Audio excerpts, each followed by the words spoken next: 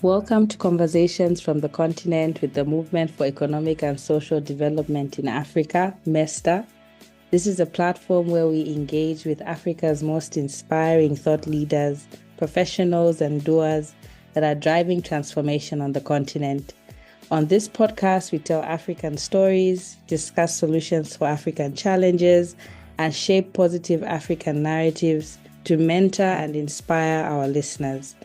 In our summer season, we will cover a wide range of topics across different fields, including entrepreneurship, healthcare, activism, nonprofit work, entertainment, climate change, and politics. My name is Meamande Wamkwamba, and I am your host. Our guest on today's episode is Mr. Clement Nyaletsosi Voule, a diplomat, jurist, and human rights defender with over 30 years of experience promoting human rights in Africa and across the world. Mr. Voule, welcome. Thank you very much. Your name correctly. Yes, that's my name. My first question is, what does Nyalesosi mean? That's a very African name. Yes, it is. It's a really African name, and I mean, in my language, it means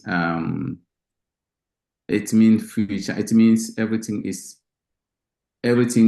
is in, or maybe you can just summarize it to say that the future will tell us. That's interesting. Yes, that's a powerful name. Yeah. It's like it means like tomorrow will tell, basically. Tomorrow will tell, meaning that whatever we are doing today, we need also to think about tomorrow. Right. Tomorrow is something that can determine also our lives. You know, it's interesting you say that because I'm a person that believes in the power of names, right? So if you look at the journey, which is going to be my second question, to ask you more about, to tell us a bit more about yourself, your background, and the journey that has led you to where you are. Already there's something that's jumping out at me that is so interesting that it actually speaks to your name. But maybe hand over to you and say, maybe you can tell us a bit more about yourself, how you grew up and how you ended up where you are. Well, that's a long story. I mean, maybe to cut it short, I was born in Togo, in a very small town, and I studied in Togo, my degree. I studied at the university there. And let me say that I was born in, not really, I mean, my family in particular, my father was kind of, a driver, even if my family as whole, there are people in my family that are well positioned, but not my father, and even not my mom also. So that's what I want to say, that I was born in a family where, we don't have much. Right. But one thing that was very important is also that I was lucky enough. I mean, I grew with my grandma, I didn't grow with my mom. I grew with my grandma. And she was like selling small things. And then when I came back to school, I used to go to assist her. It was not like I was not about in family where, okay, it's only the weekend that you go to help parents. I used to help my grandma when I come back to school, and then before going in the morning, and then before going in the afternoon. But one thing that I was proud of is that at least my parents provide me opportunity to go to the public school. I never went to private school, public school. And even if we have some challenge with teachers, that this is even where I started my really human rights work when I was you call it in grammar school, for example, where we didn't have the teachers was in a strike. And then we went to protests where I was repressed. We were repressed, most of us, Mhm. because they start beating us and everything. This is really how I start really taking conscience about human rights issue, because I start asking myself what I did wrong, because I was worried because my father didn't own much and he are able to pay me my school fees to go to school, and then teachers are not there. So isn't that I have to request to have those teachers? So this is why I started really my human rights conscience, and then I start at that time going to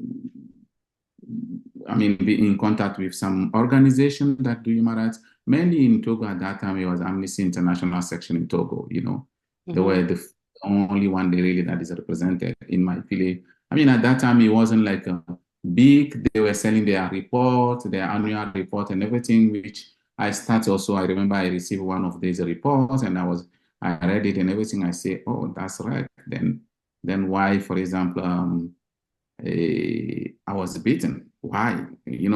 I start really challenging Yeah. some of what I face, because when I was reading the report, I said, okay, that's my rights. Then it's my rights. So yeah, from that I moved. I joined Amnesty International, and I was also part of those who helped to build the national section. I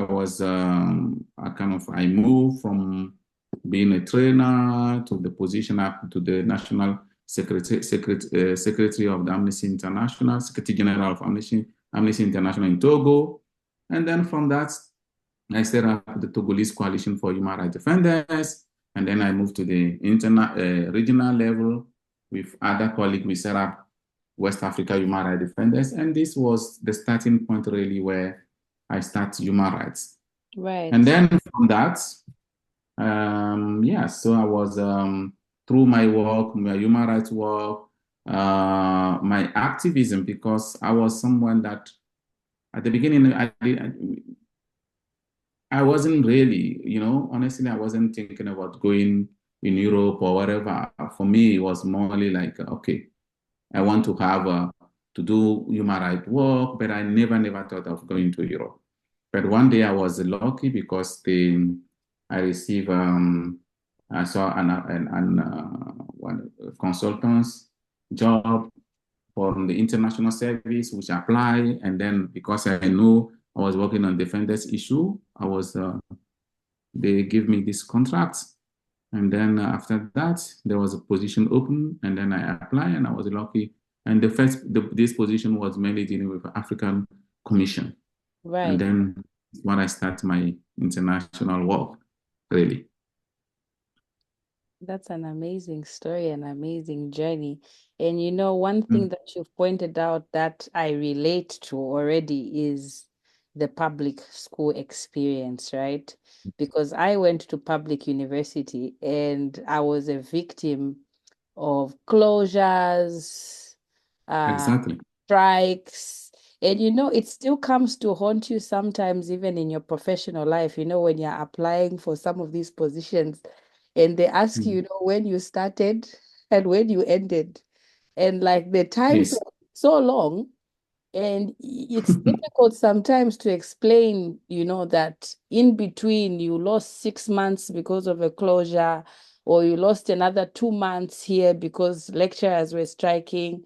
And that's just Exactly. something that is really very common in the African student experience, I guess, which is a story for another day. But Yes, yes. you've already All right. touched a Yeah. bit on Well, crossing borders. yeah, And my you question, are right. right, Mhm.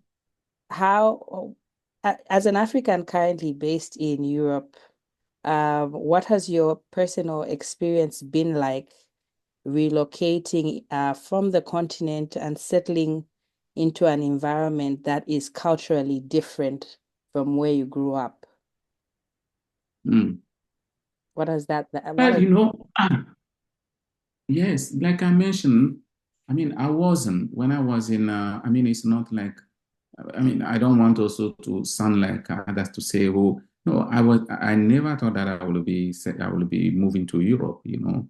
Mm. The best scenario for me was to be able to travel, to come back in my country and everything. But at some point, I mean, the reason why I apply for this job and then when I receive this offer, I say, why not? Is that at some point, because of my human rights work, I realized that when I finished the university, doors were really closing. Even to go for an internship or to do things like that, you will always be asked which party you are, which party Right, you are from.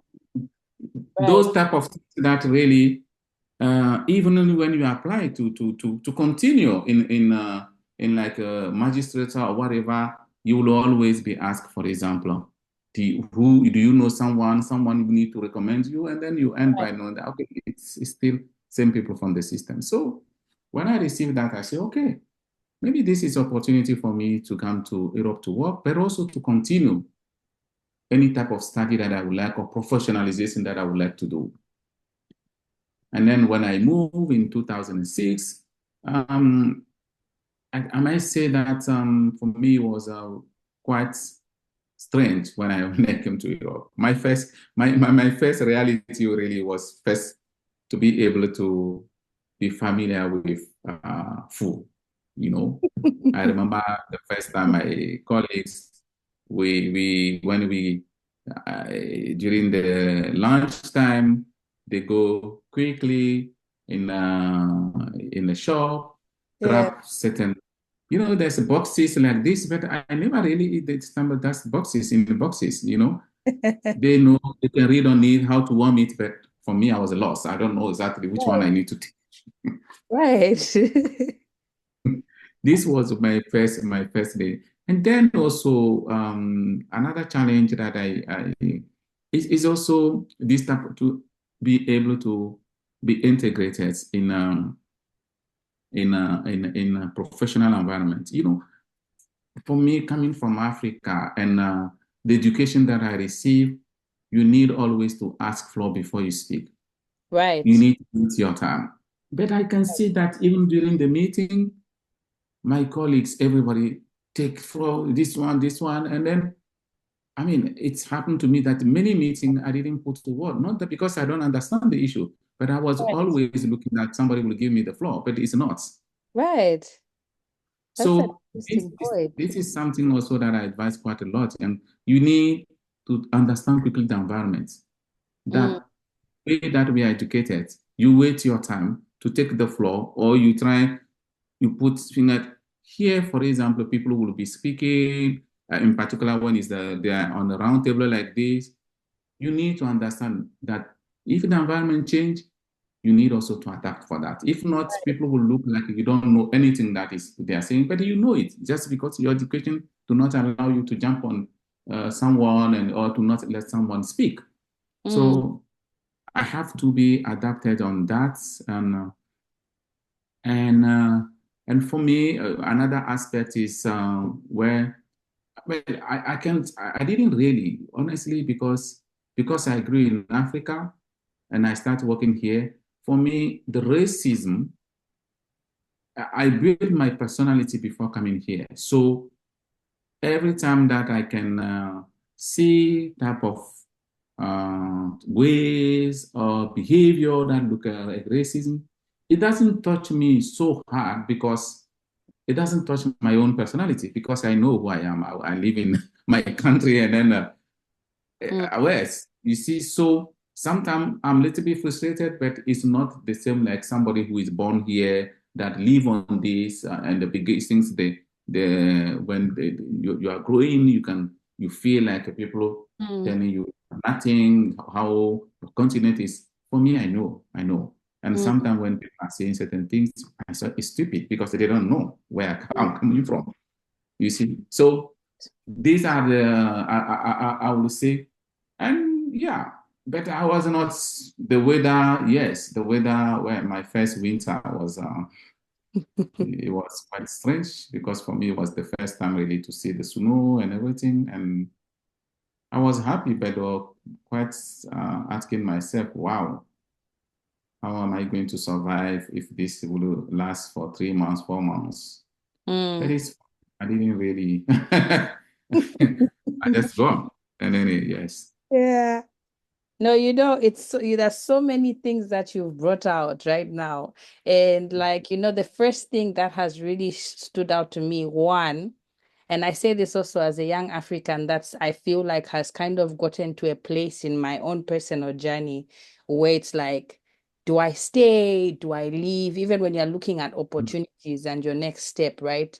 It's about basically whether or not Africa is really a conducive environment for professionals. Mm, Because like you are saying, mhm, you want to stay, but the environment is not enabling.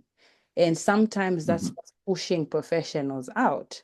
But then when you do go out there, then it's like you're between a rock and a hard place because then you you have to deal with all these other things that come with leaving your home, right? Yes. But then Mhm. also another thing that you said that's interesting is also about the experience with racism and having a sense of, I think it's a sense of belonging, uh, and knowing where you come from and being connected with home Yeah. that I think helps deal, having a strong sense of self, basically, right? Because again, Mhm. personally, I'm born and bred in Africa. I went to school in Africa. I've worked in Africa. I've lived my entire life in Mhm. Africa.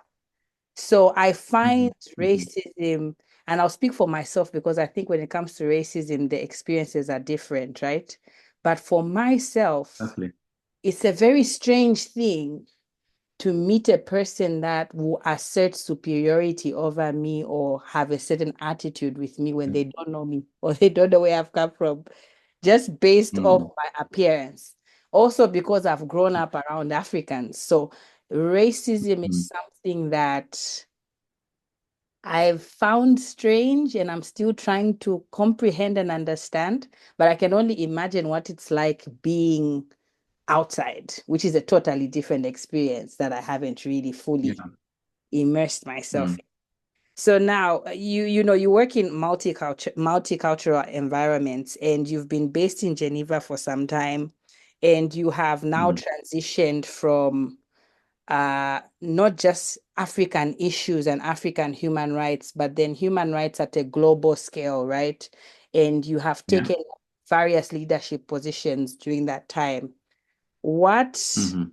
how do you navigate and what strategies do you employ, against the backdrop of the challenges you're facing, right? What are your Yeah. strategies for effective leadership as an African, as a Black man, out of your Mhm. home ground in a multicultural environment, like you are saying, asserting yourself and taking leadership in global issues? What are your strategies? How do you do that? Well, you know, um, I mean, let me say that I was also. This is not just like when people say I was lucky enough to be where I am. No, it's not. I was not lucky, but I work hard to be where I am Right. today. Because when you take something, I decided to work on human rights issue, and I professional myself on human rights issue. When you do things half-half, you will not get far.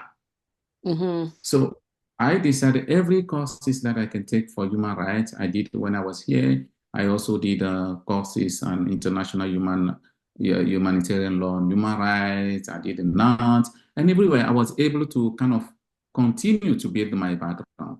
Because like I mentioned to you, if I have chance and it was possible for me to stay in Togo, have a job and everything, I wouldn't even think going.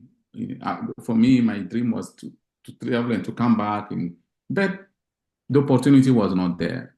Everything was closed for me. So that's why I moved. So I know that by moving, I'm going to an environment where even if many people think that it's an El Dorado, but it's an environment where I have to work hard to be able to be respected and to impose myself. Right. even when I was before when I joined the service, I moved from program officer to the deputy of my program and had a program that deal with Latin America, Africa, Asia, and all of these things. I was the head of the program. And I know and I can see sometime, I was this one, I think the good thing was also that the organization I was working also is multicultural, but I was a little bit, I think the second Black person that worked within this organization. And then later on, I was able to facilitate more African. Today, we are almost like five and everything within the organization. And but for me, it was one thing that I always tell myself is that I'm not what I'm doing, I'm good on doing it. Mm-hmm. And I will always not leave other people to tell me what to do, but to show them what I know and what I am good for doing. Right. Right. Because sometimes if you come and say, okay, where I reach, I'm already on top, that I'm in Europe and everything, but I mean, you wouldn't you wouldn't really be or promote your personality and promote also where you are coming from.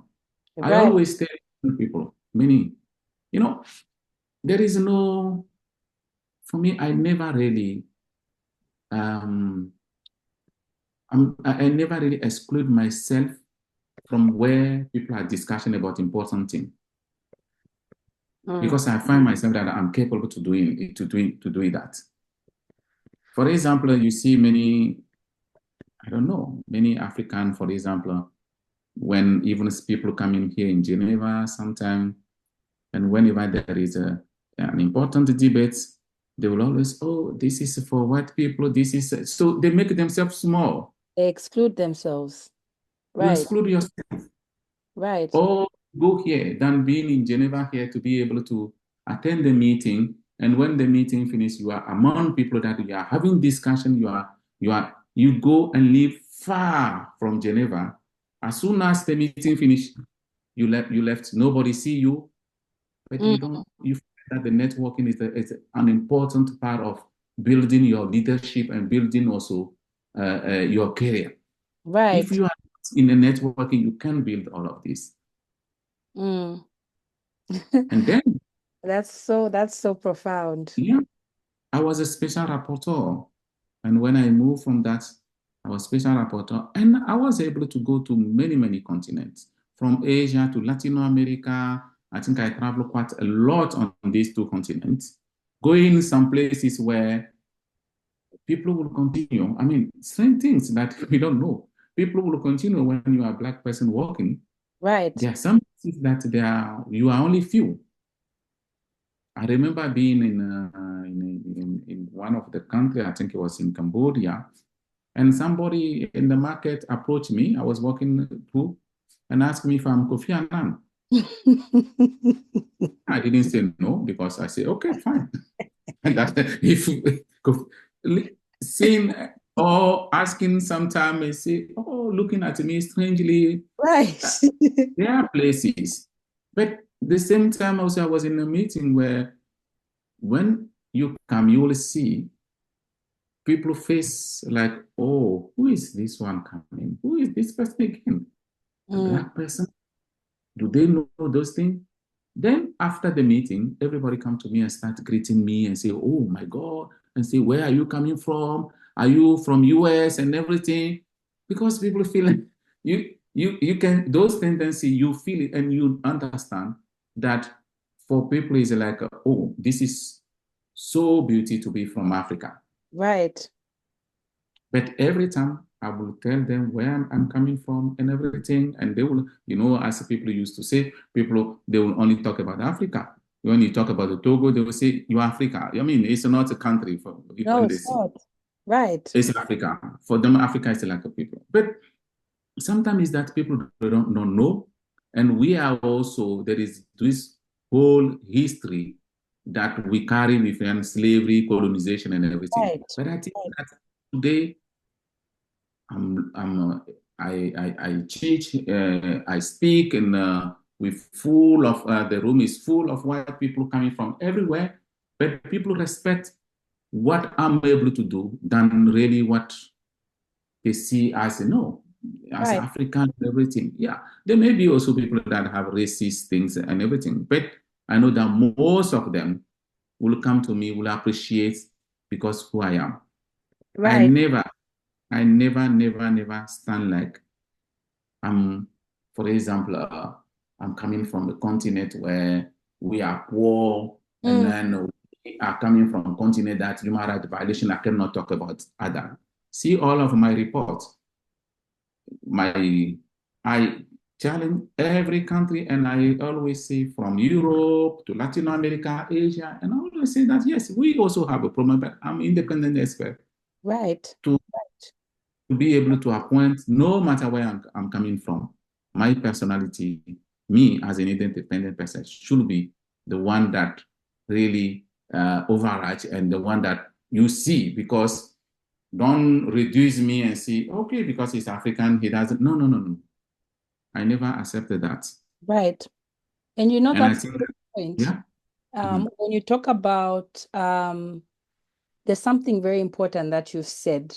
Africa, for a long time, has been defined by a very just one section of the African experience, which is colonialism, slavery, and all that. But to be African Exactly. and Africa in itself is so much more than that. But you know, we as Africans also have a responsibility to show them, like you are saying, sometimes people are just they're just ignorant, they don't know. So when you are an African in that space and in that room, you have the primary responsibility to show who you are, show where you come from, show who your people are, and teach people about yourself. But if you, again, like you are saying, put yourself in the corner and allow yourself to be classified by that negative stereotype, then you're also Mm-hmm. further entrenching the stereotype, right? So Exactly. that's something that I think is should be a challenge to all of us Africans, particularly Yeah. Africans We that have we an have ourselves. We have to deconstruct those stereotypes on us, like because you are coming from the continent that were colonized and you are like right, this, or maybe the only thing people are seeing on the TV for you is poor, you are poor, and then right. no, And that's another if good you are, point. Everyone has yes, challenges. exactly. Everyone has If you are, strengths. you are with Everyone has friend, you are weaknesses. with your colleague, experts, going for a field visit. If you are staying in this hotel because it's you have also to be, don't put yourself in somewhere like very far just because you want to save $10 and you make yourself look like, okay, these are the always poor people. They are no, Right. They want to I've save been given money. opportunity Right. to say that, stay there. Right. Right. I hear you.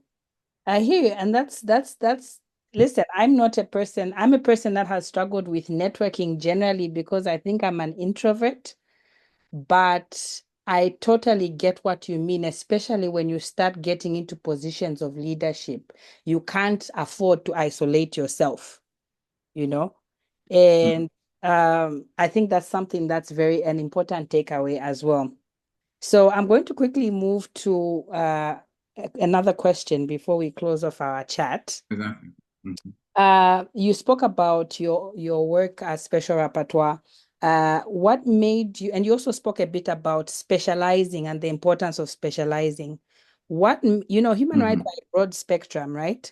So in terms of Yes. picking a specific niche, what made you choose the right to freedom of peaceful assembly and association as your niche?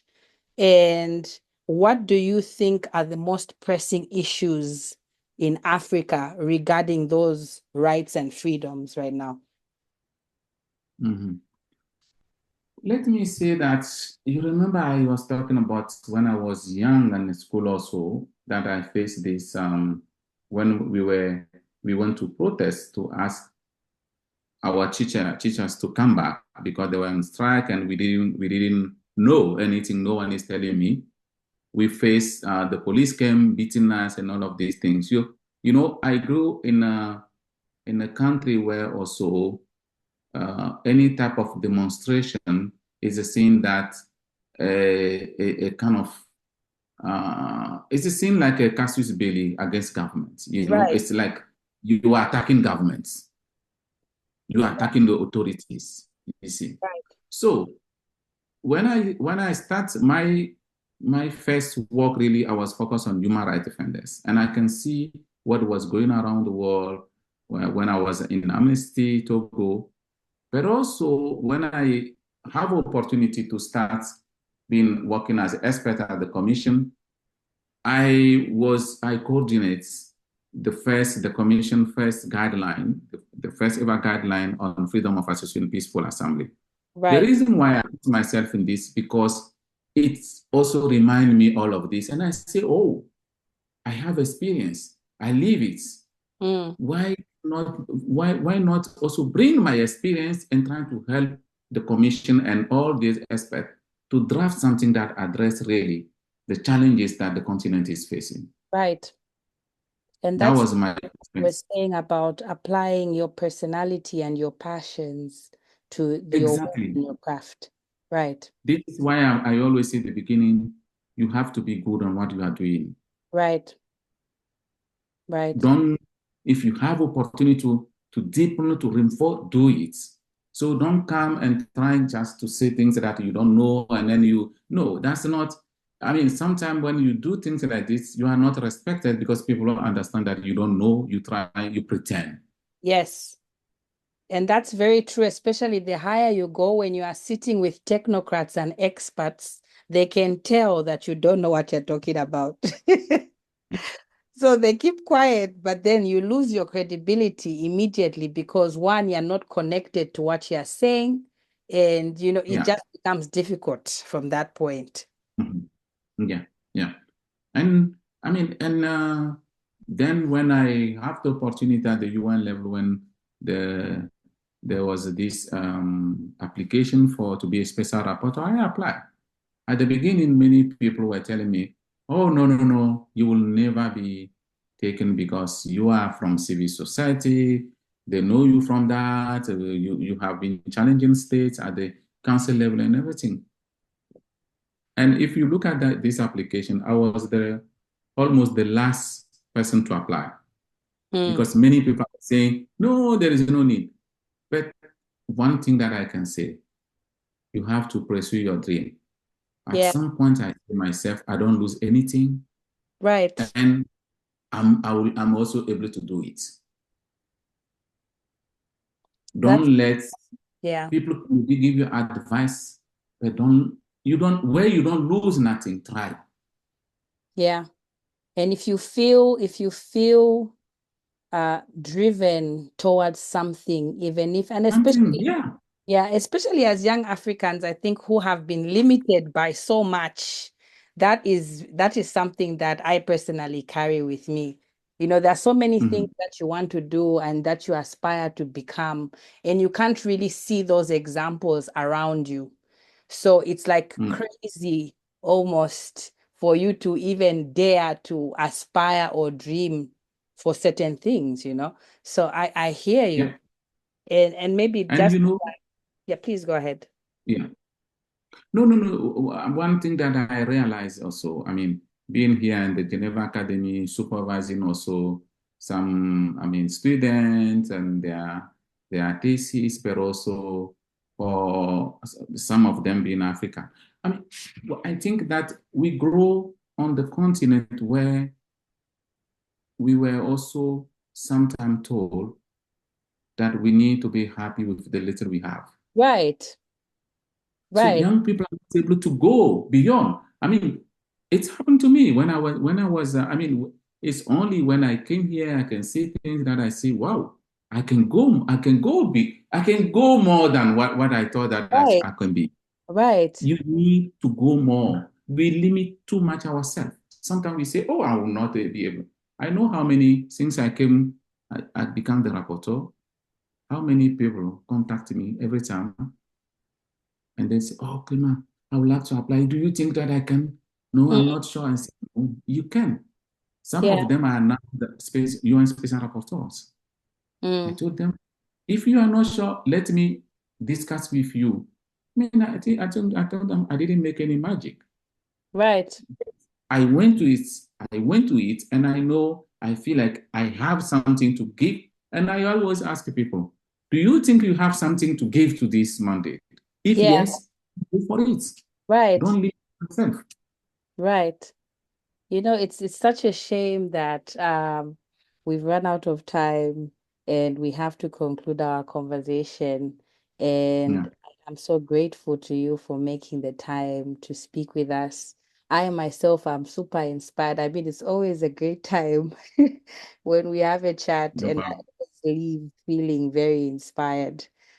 Maybe I'll just hand over to you in less than a minute to kind of ask where to from here, because you recently left your service as special rapporteur this year. What can we expect from you? And yeah, what's next for you in your next chapter? Yeah, currently, I'm still at the Geneva Academy working with different NGOs in Geneva here. A lot of them asking me my expertise. I'm also helping quite a lot of NGOs in Africa because I think that what I learn and what I know, I should also put it to this in the service of the continent. Our continent is facing a lot of challenges, including Right, protests, association, assembly laws. And right. for me, that's something that I'm doing currently. And who know, maybe in a few months, UN can call me for something else. But for now, I'm helping my continent and I'm helping civil society building capacity and everything. That's amazing. That's amazing. I'm so grateful once again to you joining us. We're going to end here. We hope to Thank one you. day have you in person back on the continent so that we can do something like this, but hopefully with a panel of young Africans Exactly. that we can engage and learn more from you. So thank you so much. Thank you also for taking this initiative. I think it's really important in order really to kind of to ensure the leadership in Africa also, and young people can also take can use all of this experience to in their life, in their professional life. We need more. We need all of us to share our experience in order to help young people to move forward. Thank you so, so much. No Uh, problem. Yeah.